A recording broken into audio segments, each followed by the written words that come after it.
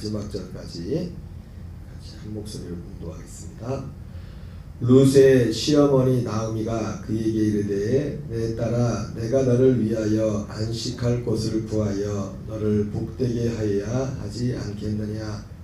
내가 함께하던 자들을 둔 보아스는 우리의 친족이 아니냐. 보라 그가 오늘 밤에 타작마당에서 보리를 깎으리라. 그런즉 너는 목욕하고 기름을 바르고 의복을 입고 타작마당에 내려가서 그 사람이 먹고 마시기를 다하기까지는 그에게 보이지 말고 그가 누울 때에 너는 그가 눕는 곳을 알았다가 들어가서 그의 발치이불을 들고 거기 누우라. 그가 네 할 일을 내게 알게 하리라 하니 룻이 시어머니에게 이르되 어머니의 말씀대로 내가 다 행하리이다 하니라. 그가 타작마당으로 내려가서 시어머니의 명령대로 다 하니라. 보아스가 먹고 마시고 마음이 즐거워 가서 곡식단 더미의 끝에 눕는지라. 룻이 가만히 가서 그의 발치 이불을 들고 거기 누웠더라. 밤중에 그가 놀라 몸을 돌이켜 본즉 한 여인이 자기 발치에 누워 있는지라. 이르되 내가 누구냐 하니 대답하되 나는 당신의 여종 룻이오니 당신의 옷자락을 펴 당신의 여종을 덮으소서. 이는 당신이 기업을 물을 자가 됨이니이다 하니 그가 이르되 내 딸아 여호와께서 내게 복 주시기를 원하노라. 내가 가난하건 부하건 젊은 자를 따르지 아니하였으니 네가 베푼 인애가 처음보다 나중이 더하도다.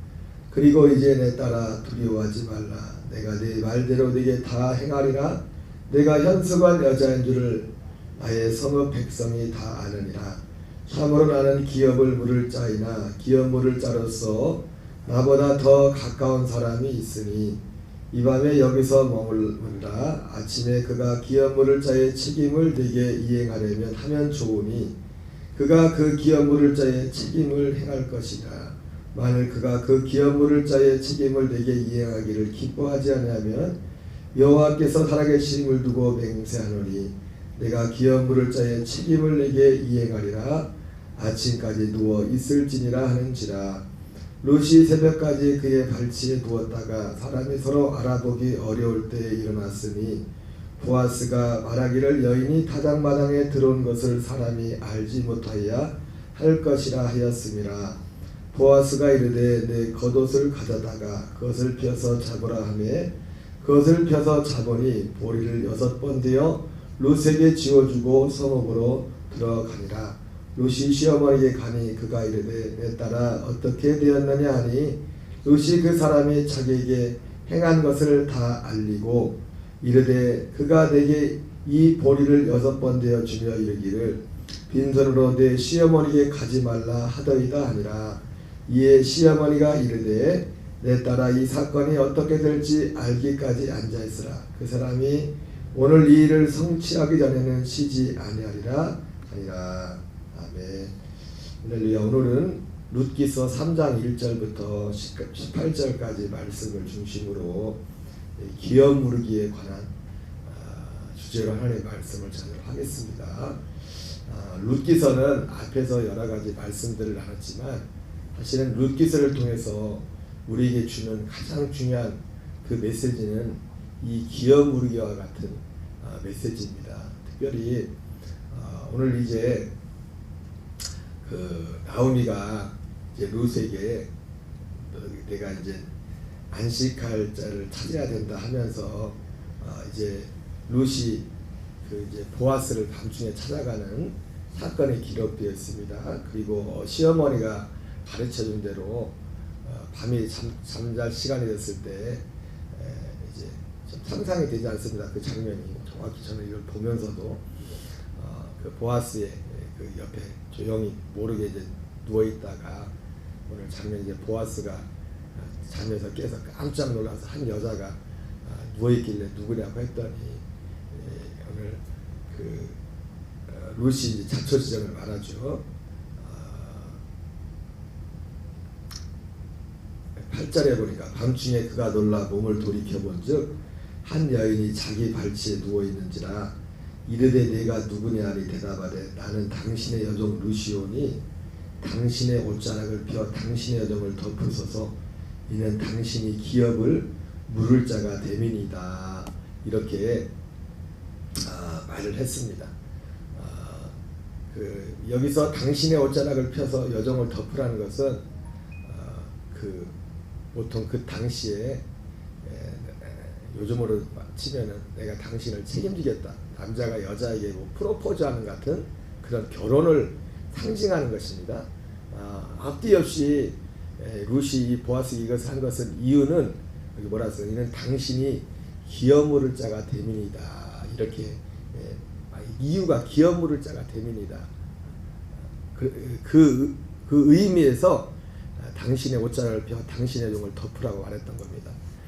우리가 그 앞에 봤지만은 이 룻은 모압 사람이었고 그 시어머니 나오미와 그 남편 시아버지 엘리멜렉이 모압 땅에 왔다가 이제 그 두 아들 말론과 기론까지 다 죽고 나서 이제 다시 돌아왔는데 특별히 기업 무르기라고 할 때 이 기업은 땅을 말하는 것, 땅. 특별히 이제 이 룻기서 3장 4장이 사실 룻기 3장 4장 전체가 사실 기업 무르는 과정에 대해서 이렇게 보여주고 있는데 그것을 율법으로 정한 것이 레위기서 보면은 레위기 25장 23절 28절까지 나와 있어요. 기본적인 이 기업 무르기는 뭐냐면 이 기업 무르기 이 세상에 특별히 이스라엘에게 있어서 이 땅은 다 하나님의 것이다. 그래서 뭐라고 하냐면 이 기업 무르기의 특징은 이 땅을 영원히 사고 팔 수 없다. 그렇게 말했어요. 사고 파는 일이 있는데 이것이 영원히 사고 팔 수가 없다고 했어요. 그래서 하나님이 하나님의 것이고 하나님의 각 지파 개인에게 나눠진 그 땅, 실제로 여호수아 전쟁을 통해서 땅들을 분배하지 않습니까? 다 분배. 그 정해진 것을 변경할 수가 없어요. 조상들이 주어진 것을. 근데 중간에 사고 파는 일이 있는데 영원히 사고 팔 수는 없어요. 이게 팔았어도 기본적으로 뭐냐면 희년이 되면은 원래 본주인에게로 다 돌려줘야 됩니다. 다 돌려줘야 되는데 원래 본주인에게 다 돌려주기 전에 자기 땅을 찾을 수 있는 방법은 뭐냐면 자기가 돈을 가지고 가서 다시 팔았던 그 땅을 다시 달라고 하면 줘야 돼요. 그리고 만약에 자기에게 능력이 없으면 자기에게 가까운 친족이 대신 부자 중에 대신 그 돈을 물어가지고 그 땅을 사는데 그 땅을 사던 부자의 것이 아니에요. 이 사람의 이름으로 사주는 거예요. 왜냐하면 그 정해진 것이기 때문에. 그리고 만약에 희년이 다 되기 전에 자기가 돈이 생겨가지고 아마 이런 걸 볼 때 참 제가 주일날도 말씀드렸지만 엘리멜렉과 나오미의 가정에 믿음이 좋은 가정이었던 것 같아요. 진짜 자기 소견에 오른 대로 그냥 행했던. 고향을 떠난 것도 그렇고 분명히 나오미가 돌아와서 했던 말이 그러잖아요. 우리가 나갈 때는 부유하게 나갔다가 들어올 때는 완전 빈 털터리가 돼서 돌아왔다가 이런 말을 했는데 그 있는 땅까지 이제 조상적으로 물론 그 땅까지 팔아먹고 간 것 같아요. 그래서 그 재산 가지고 그러니까 지금 이 기업 무르기 한다는 게 뭐예요? 지금 땅이 하나 돌아왔는데 땅이 하나도 없는 거예요. 자기 땅이 다 팔아버린 거예요. 그래서 그 돈 가지고 그래서 우리가 갈 때는 있는 게 좀 있었는데 그 말이 이게 지금 이렇게 생각해 보니까 나가면서 조당적으로 물려오는 그 땅을 다 팔아버린 겁니다.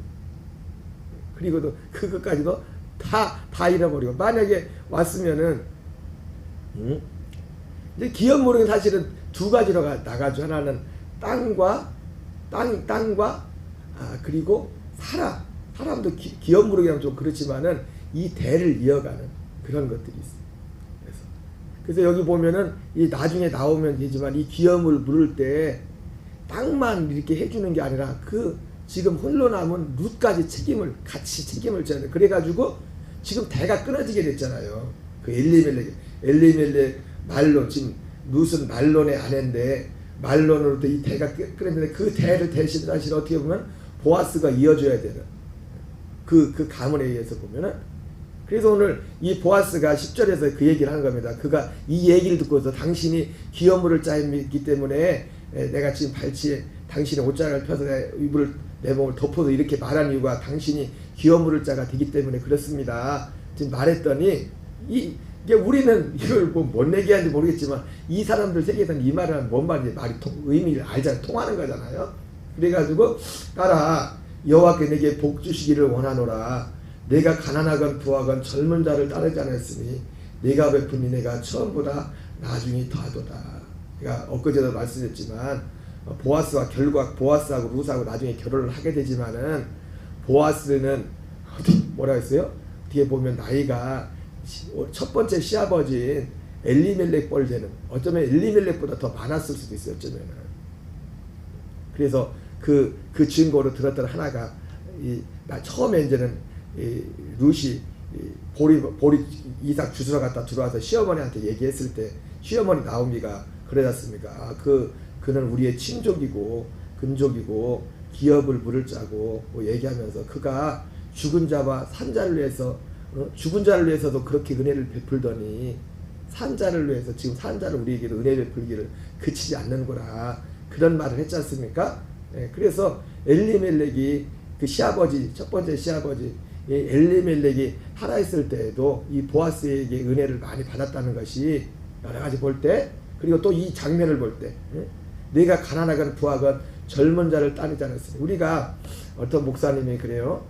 교회에 처음 와서 특별히 유교적인 사람이 처음 신앙생활할 때 성경을 읽을 때 절대로 창세기부터 읽게 하지 말라고 그런 말을 합니다. 왜 그러냐면 우리 윤리 도덕적인 것으로 보면 절대로 이해하지 못할 그런 내용들이, 그 중에 하나가 뭡니까? 창세기 38장에 유다와 다말의 사건이지 않습니까? 유다가 내려가서 어떤 여자와 이름도 몰라요, 성도 몰라, 어떤 여자와 정식 결혼을 한지도 안지도 몰라 해서 자식을 낳았는데 그 자식이 엘과 오난과 셀라를 낳지 않습니까? 그래서 그 엘의 첫째 아들인 그 엘이 다말이라는 그 며느리를 맞이했는데, 다말이라는 며느리를 맞이해가지고 그냥 얼마 살다가 엘이 죽어버렸어요. 그래서 그 고대 근동에는 우리나라에도 그 전에 보니까 얼마 전에 그 TV에도 방영됐던 것 같은데 우시우 항우라고 그 고구려인가 거기에는 그런 비슷한 제도가 있었어요. 형사 스치온이라고 해가지고 남편이 자식을 대를 잊지 못하고 자손을 놓지 않고 죽으면 그 형제들 중에서 남편을 택할 수 있는. 근데 여기하고 다른 건 뭐냐면 이 구약 이 성경에 나오는 거는 그 순서대로 이렇게 첫째가 죽으면, 그래서 그 사두개인들이 와가지고 예수님한테 그 얘기하잖아요. 아니 어떤 형제가 있는데 결혼해서 여자가 있는데 남편이 그냥 죽어가지고 계속 죽어서 7형제가 있는데 순서대로 다 이 여자가 결혼을 했는데 나중에 죽어서 진짜 남편이 누구냐 그렇게 물어보지 않습니까? 그게 다 이러한 배경 속에서 한 거라고요. 근데 그 우리나라의 그 형사 스치온 같은 경우 보니까 형님이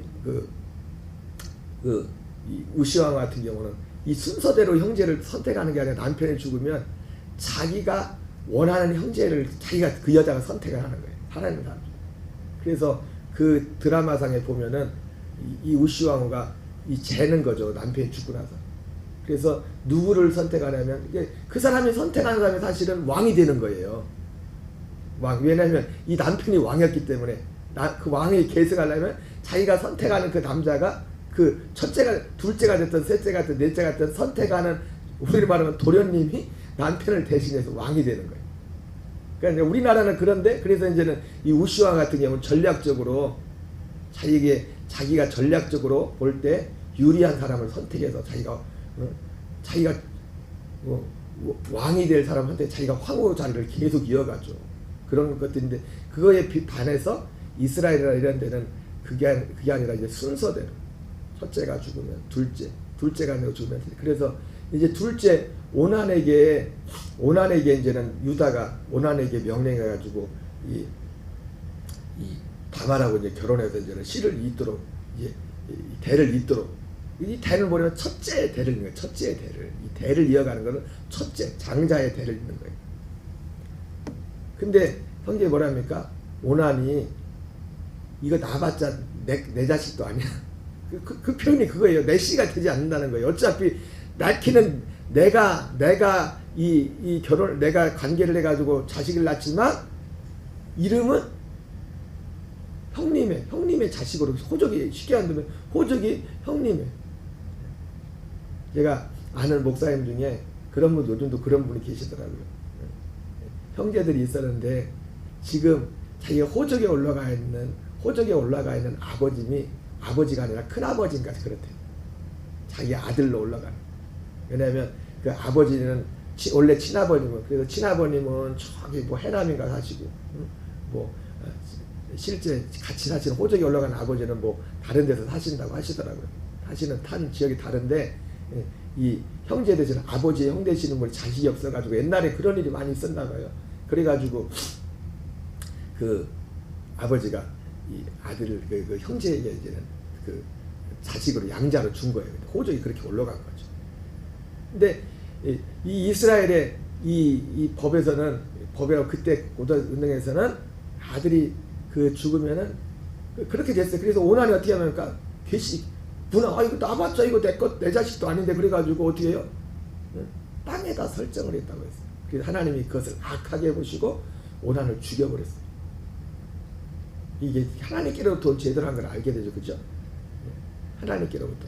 이것이 창세기에 그렇게 됐지만 이 창세기는 모세 율법이 있기 전에 있는 거잖아요, 그죠? 모세 율법으로 정해지기 전에 이미 그랬다고요. 근데 그것을 이 레위기에서도 그것을 그대로 한데 레위기에서는 특별히 그래가지고 이제 가만히 보니까 유다가 불안한 겁니다.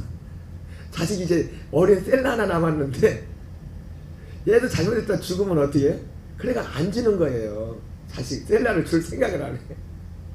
다말은 그 도련님 이제 나이 차이가 좀 났던 것 같아요. 나이 차이가 얼마 안 나면 바로 결혼해도 계속 달라고 해서 마지막 셋째 도련님하고 결혼해서 이제 씨를 이어야 될 텐데 안 주니까 나중에 어떻게 합니까? 나중에 어차피 그 씨가 사실은 결국 올라오면 유다의 그 씨를 잇는 거죠. 유다의 씨를 유다와 정상적으로 살았으면 유다와 엘과 이렇게 가야 되는데 이도저도 안 되니까 결국 직접적으로 다이렉트로 이제 이 시어머니도 죽고 이제 유다 혼자 남았어. 그 유다를 유혹해가지고 다말이 이제는 자식을 낳잖아요. 그때 난 자식이 베레스. 그래서 여기 그 베레스의 이름이 여기 이때 룻기에도 마지막에 나오잖아요. 마지막에 그렇게 이어지는 이런 족보들이 나오는데 이 장면을 보면 이런 게 어디 있지? 막 유교적인 사람들이 보면 어떻게 기겁을 하겠죠. 이거 무슨 성경이 희한하네. 어떤 누구야? 시아버지하고 며느리하고 어떻게 저럴 수가 있어? 윤리 도덕적으로 보면 도저히 이해가 안 되는 거예요. 아니 주변에 젊은 사람들이 셌을 텐데 다말이 뭐가 아쉬워서 늙은 시아버지하고 그러고 그런 일을 하겠어요. 왜요? 오직 목적은 하나예요. 그 씨를 이어가는 이걸 모르면은 이거 윤리 도덕적으로 보면 정말 웃긴 겁니다. 웃긴 거예요. 말도 안 되는 거, 말도 안 되는 거. 물론 지금은 그런 일 없습니다. 그때만 있었던 거지. 성경 시대 그리고 결국 그 모든 것들은 결국 뭐냐면 예수 그리스도와 다 연결이 되어 있는 거예요. 예수. 오늘 사실 이 땅의 기업을 부르는 것도 마찬가지예요. 예수 그리스도. 그래서 여기서 보아스가 룻에게 말한 게 그가 내 딸아 여호와께 내게 복 주시기를 원하노라. 내가 가난하건 부하건 젊은 자를 따르지 않았으니 내가 베푸니 내가 처음 보다 나도냐. 젊은 자를 따르지 않았고 지금 이 앞에 제 기업을 물러줄 사람이 완전히 할아버지 다 된 거예요. 보아스가 자기는 돈이 많고 능력도 많았지만 그냥 자연적으로 볼 때 이 여자 입장에서 볼 때는 주변에 돈 많고 젊은 사람도 많이 있을 텐데 그죠? 젊기만 뿐만이요. 그거를 포기하고 지금 나이 이런 걸 불문하고서 이 기업을 대기업을 이루는 어떻게 보면 하나님의 뜻을 이루는 거죠. 하나님의 뜻. 결국 실제로 이 룻을 통해서 육신적으로는 이 룻과 보아스의 이 빛을 통해서 물론 하나님은 예수님은 이 사람의 관계로 오진 않았죠. 그러나 예언자들 유다 지파에서 우리 구원자가 오시려 했잖아요. 호적은 유다 지파로 예수님이 올라갔다고요. 그죠? 누가복음에 나오는 이제 호적하라 가이사 아구스토가 호적하라고 해가지고 요셉과 마리아가 이제 그 베들레헴으로 호적하러 가지 않습니까? 그리고 베들레헴에서 태어났고 그리고 호적할 때 사실은 요셉의 피가 하나도 섞이지 않았지만 예수님은 그죠? 예수님은 요셉의 피가 하나도 섞이지 않았다고요. 그러나 호적은요 요셉의 이름으로 올라갔어요. 마치 그 목사님이 지금 호적에 올라간 그 아버지하고는 전혀 피가 하나도 섞이지 않았지만 그 비유하기 좀 그렇지만 호적은 그 큰아버님이 작은아버님이 아들로 호적에 올라간 것처럼 그게 꼭 그렇게 비교할 건 아니겠지만은 결과적으로는 예수 그리스도가 이 유다 지파의 그 자손으로서 이 땅에 오게 되었다고요. 그래서 이 보아스가 오늘 이 룻한테 그런 얘기를 한 겁니다. 내가 가난하건 부하건 젊은 날 따르지 않고 가난하고 부한 걸 떠나서 내 나이에 젊은 사람하고 결혼을 해야 될 텐데 나 같은 우리말로 쭈그랑 광탱이 된 나를 이렇게 해주니까 내가 베푼 은혜가 처음보다 나중에 다구나. 그런데 뭐라 합니까? 그런데 나도 다 아는데 문제는 뭐냐면 이제 보아스는 얼마든지 지금 이 기업물을 이걸 물어줄 의향이 있는 겁니다. 의향이 있는 거 자기 돈을 들여가지고 이 팔렸던 그 땅을 사고 땅만 사는 게 아니에요. 땅을 사고 이 기업을 물려면 이 대까지 이어가야 되잖아요. 그래서 이 룻도 사줘야 된다고요. 이 다 여러분 보았으면요 예수님을 상징한 예수님이 그의 핏값으로 누가복음 4장에 보면 예수님이 마귀에게 시험을 받을 때 그 시험 세 가지 시험 중에 뭐가 있죠? 여리고 그 시험 당한 곳이 여리고 지역 여리고에 가면 시험산이라는 곳이 있죠. 그곳에 시험을 받으시고 또 순간 이동을 해가지고 또 예루살렘 성전도 가지 않습니까? 예루살렘 성전에 가서는 마귀가 뛰어내려 그 천사가 손을 받쳐줄 거야. 그러면 그 시험을 하고 근데 예수님이 그 시험도 이긴데 여리고 거기에서 있었던 것은 첫 번째 시험은 이제 금식을 하고 나서 줄이 배고프가서 이제 돌을 떡으로 만드는 시험이었고 두 번째 거기 여리고에서 있었던 시험 뭐냐면 그 여리고가 사실은 고대 굉장히 세계에서 가장 오래된 도시가 여리고예요. 여리고인데 클레오파트라가 갖고 싶었던 그 도시 중에 하나가 여리고입니다. 그래서 그게 굉장히 의미가 있어요. 그래서 마귀가 천하의 영광을 보여줬다고 하지 않습니까? 여리고가 그런 지역이라 그때 보면 보여주고서 너 나한테 절하면은 내가 이거 다 줄게 그런단 말이에요. 그러면서 그 마귀가 하는 말이 뭡니까? 여러분 마귀가 하는 말도 막 맞는 말 많이 있어요. 왜 마귀가 자기가 유리한 걸 갖다가 하나님 말씀 갖다 이용하거든요. 말씀 갖다가 뭐라고 합니까? 야 이거 내게 넘겨준 것이므로 내가 누구든지 원하는 자에게 줄 수 있어. 이런 말합니다. 여러분 원래 하나님이 그 땅을 누구한테 줬어요? 아담한테 줬거든요. 근데 아담이 죄로 말려면 그 땅을 마귀한테 팔려버린 겁니다. 뺏겨버린 거예요.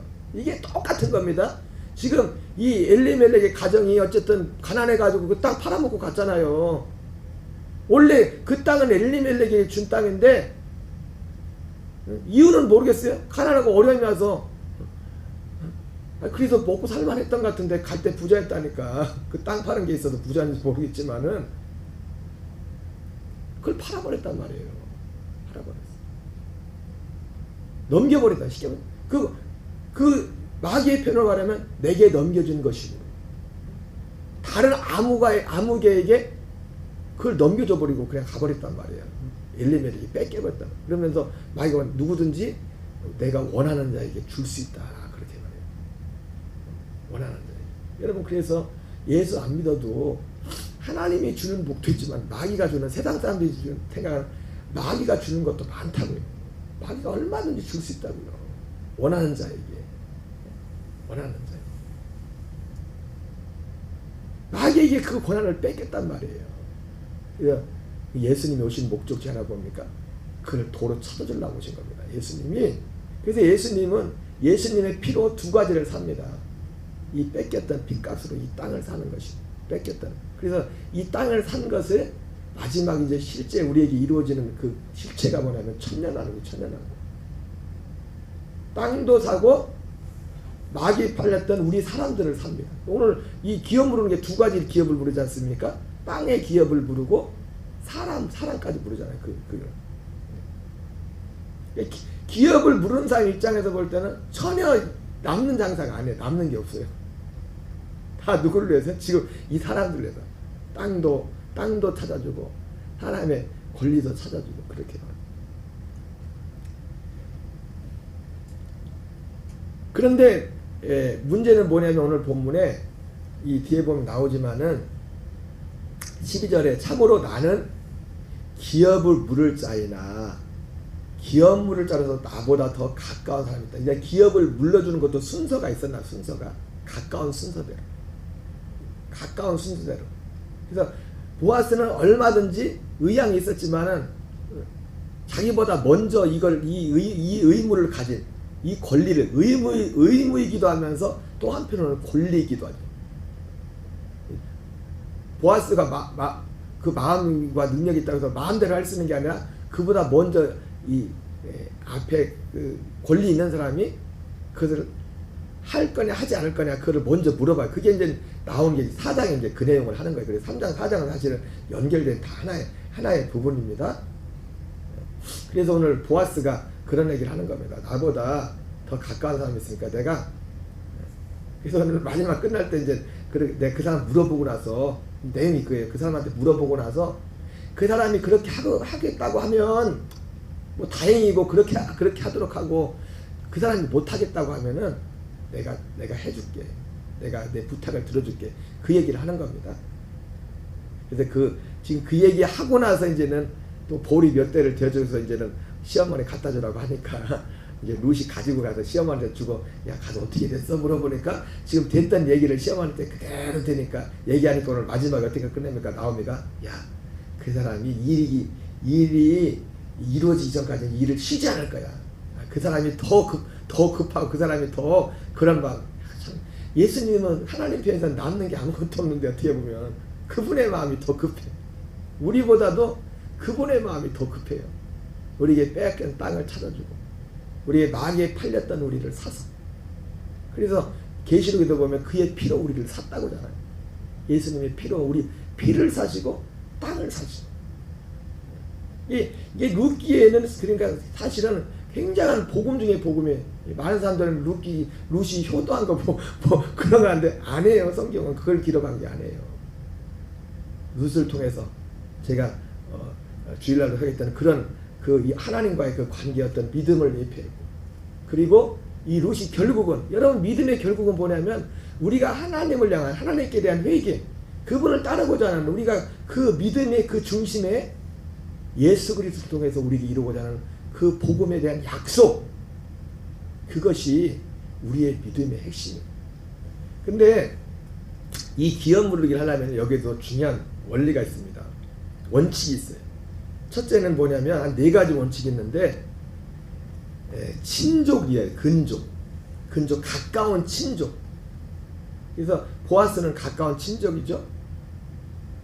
예수님은 우리의 가까운 친족입니다. 이게 뭐예요? 우리와 같은 사람으로 오셨다는 거예요. 이게 가까운 친족이라는 겁니다. 예수 그리스도. 두 번째는 뭐냐면 후손은 안 돼요. 후손은 기업을 물을 수가 없어요. 후손. 그래서 예수님은 아담의 후손이 아니에요. 아담의 후손이 아니고 성령으로 잉태된 겁니다. 아담의 후손. 세 번째는 이것을 물려줄 능력이 있어야 돼. 보아스가 아무리 마음이 있어도 보아스도 가난해서 자기 입에 풀칠하기도 힘들면 어떻게 기업을 물려주겠어요. 그죠? 예수님은 기업을 물을 능력이 있어요. 무엇을 해요? 돈이 아니라 예수님은 자기 피로 기업을 물어요. 자기 피로, 피값으로. 그래서 값으로 사도 바울도 그런 표현을 많이 하지 않습니까? 사도 요한도 요한계시록에 그 말이지만 피로 사셨다 그렇게 표현하고 있고 사도 바울도 너희 값으로 사신 바 되었다 이러잖아요. 그죠?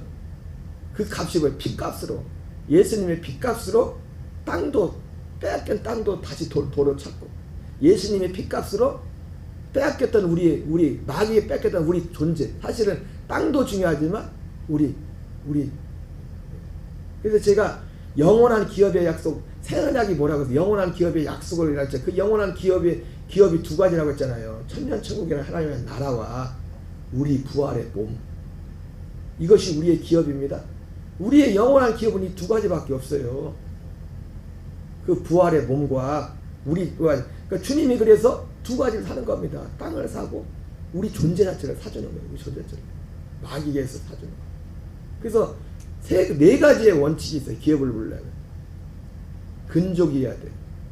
그러나 후손은 안 돼. 후손 직계 후손은 안 돼. 그리고 능력이 있어요. 능력만 있으면 돼요. 마음이 있어야 돼. 아무리 능력이 있어도 그래서 실제로 마음이 없어가지고 첫 번째 사람이 나중에 나 이거 해봤자 나한테 손해다. 나한테 득될 거 없어. 내가 왜 손해보냐? 그래가지고 첫 번째 있는 사람이 사장에 보면은 사실 뭐 다 얘기했네. 사장까지. 자기가 포기해버리잖아요. 그래서 그 이스라엘 전통에 포기할 때는 자기 실을 벗어가지고 이게 준다. 그 전통에서 그 의식을 행하지 않습니까? 난 이 권리를 포기한다. 이 의무를 포기한다. 제일 중요한 게 마음이야. 마음. 다 있어도 다 조건이 됐다. 우리 예수님 어떻게 해요? 참 힘들었지만 겟세마네 동산에서 너무 힘들었지만 아버지의 마음에 복종해서 아버지 내 뜻대로 마시고 아버지의 원대로 없어요. 마음이 있었지만 예수님도 힘들었어요. 그 죽음의 길을 예수님 너 뭐 사람 와서 죽어본 적 처음 죽어본데 뭐 두 번 죽는 사람 있습니까? 다 그렇지. 그것도 십자가의 길을 내 가야 되는데. 그래서 이 네 가지를 결과적으로 사실 이 육신적으로도 그러니까 이 기업 무르기는 결과적으로 뭐냐면 실제로 이스라엘에 있었던 하나님이 정한 율법 제도이기도 했지만 이것은 뭐예요? 앞으로 예수 그리스도께서 오셔서 우리 실제로 이루실 그것을 이 율법 제도로 보여준 거예요. 그래서 복음 중에 복음 중에 마음 근족해야 돼. 그러나 직계 후손은 안 돼. 능력이 있어야 돼. 다 가지고 있어도 마음이 없으면 안 돼요. 그래서 오늘 보아스가 내가 가서 나보다 먼저 산 그 사람 마음이 있나 물어볼게. 할 마음이 있냐고 먼저 물어볼게. 보아스는 마음이 있어요 없어요? 벌써 마음이 있어. 그래가지고 급하게 가잖아요.